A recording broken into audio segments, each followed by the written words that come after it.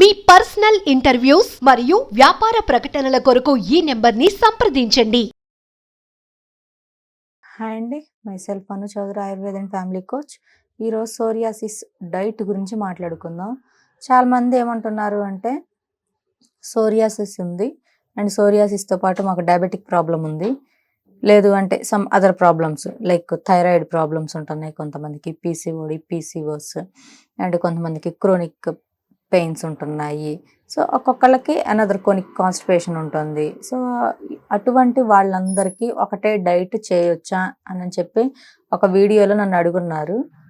లేదండి, ఒక పర్సన్ని బట్టి వాళ్ళకి ఉండే హెల్త్ ఇష్యూస్ని బట్టి డైట్ అనేది ఇవ్వడం జరుగుతుంది. సో ఎవరైతే సోరియాసిస్ డైట్తో తగ్గాలి అని అనుకుంటున్నారో సో వాళ్ళ అందరూ చేయగలిగే డైట్ అనేది ఒకటి చెప్తాను. అలా కాకుండా అదర్ ప్రాబ్లమ్స్ ఇంకా ఎక్కువగా అదర్ హెల్త్ ఇష్యూస్ ఉన్న వాళ్ళకి సో వాళ్ళ డైట్ అనేది వేరుగా ఉంటుంది. సో సోరియాసిస్ తగ్గించుకోవాలి అని అంటే ఫస్ట్ డైట్ అనేది ఇంపార్టెంట్. మీరు ఎన్ని మెడిసిన్స్ వాడినా, ఎన్ని హాస్పిటల్స్ చుట్టూ మీరు తిరుగుతున్నా కూడా మీకు టెంపరీ రిలీఫ్ అనేది ఉంటుంది. బట్ డైట్తోనే సోరియాసిస్ని మీరు క్యూర్ చేసుకోవచ్చు. లైక్ ఆ డైట్ ఏంటి అని అంటే ఫస్ట్ కొంతమందికి డ్రై స్కిన్ ఉంటుంది, ఎప్పుడు పొట్టుగా లైక్ వాళ్ళ షర్ట్ ఇలా అనగానే చాలా పొట్టుగా రాలిపోయి పడిపోతూ ఉంటుంది. అండ్ వాళ్ళ బాధలు అయితే అసలు చూడలేము, చెప్పుకోలేము కూడా. సో అటువంటి వాళ్ళందరూ ఫస్ట్ స్కిన్ అనేది ఎప్పుడు తేమగా ఉండేలా చూసుకోవాలి.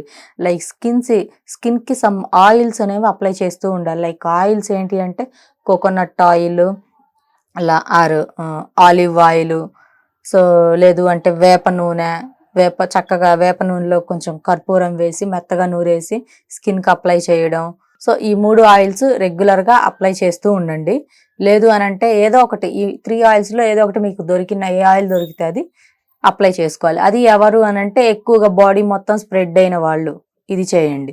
అండ్ సెకండ్ వన్ వచ్చేసి నాన్ వెజ్ తినొచ్చా తినకూడదా అని నెంబర్ ఆఫ్ వీడియోస్లో కామెంట్స్ పెట్టున్నారు.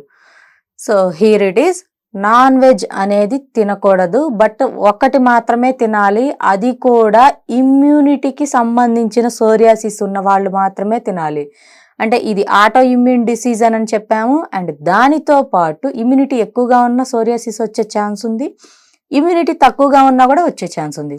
ఎవరికైతే ఇమ్యూనిటీ లోపం ఉంటుందో, లైక్ ఇమ్యూనిటీ అనేది చాలా తక్కువగా ఉంటుందో అటువంటి వాళ్ళు లైక్ ఓన్లీ మటన్ మాత్రమే తినాలి. సో అప్పుడు సోరియాసిస్ అనేది వీళ్ళకి కంట్రోల్ అవుతుంది. అలా కాకుండా అందరూ తినమని రిఫర్ చేయం మేము. ఇదొకటి. అండ్ ఇంకొకటి వచ్చేసి చాలా మందికి స్లీప్లెస్గా ఉంటుంది, అంటే నిద్ర లేకుండా ఉంటారు సోరియాసిస్ ఉన్న వాళ్ళు.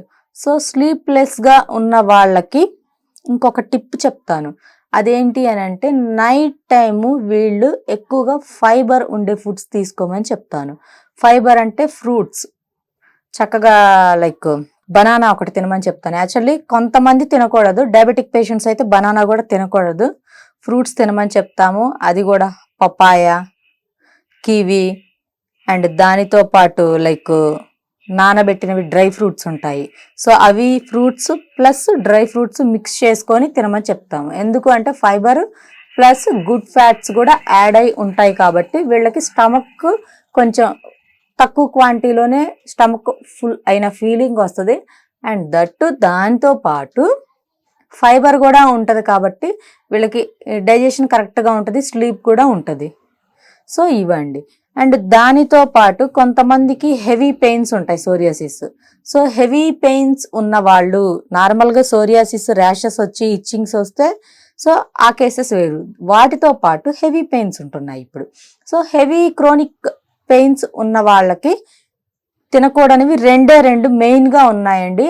సో ఇవి కూడా మానేస్తే ఇంకా ఫాస్ట్గా మీకు తగ్గుతుంది. లైక్ అవేంటి అని అంటే దుంప కూరలు, like potatoes, sweet potatoes and చిలకడ దుంపలు, నెంబర్ ఆఫ్ ఉన్నాయి మనకి దుంప జాతికి సంబంధించినవి.